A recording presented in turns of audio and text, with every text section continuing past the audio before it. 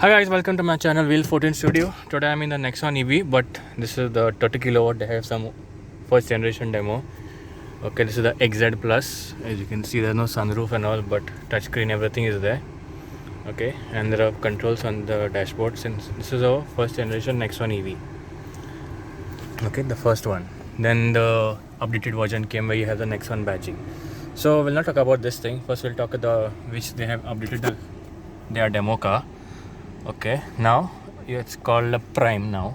So basically what it is you have is, you can see the instrument cluster also has changed now. Now you have this over here, level. Okay, so software update has been done, so you have the level over here. So to activate this regen mode and the cruise control, you'll not have any hardware changes. What you'll have is this, your MID button. So what you have to do is, now you're in energy flow. Okay, click the right button. As you can see, trip A, trip B. Okay, this look. Okay, then it comes to regen level. Press this OK button. Okay, to click enter.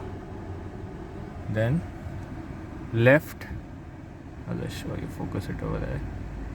Left is to increase level 2, level 3. Okay, then right is to decrease level 2, level 1 and off. Okay, now this also gives you instant feedback.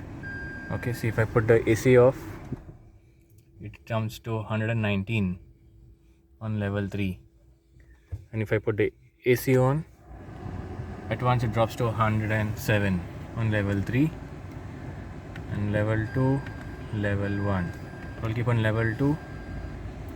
Okay, and go back. Then you have something called cruise control. Use the same buttons. Okay, cruise control, click the tick button over here. Okay, center button, cruise control, set cruise, click OK.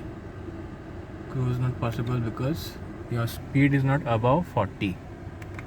Okay, this I will show you next video when I'm driving. Okay, so if you like the video, please do share, subscribe. Thank you guys.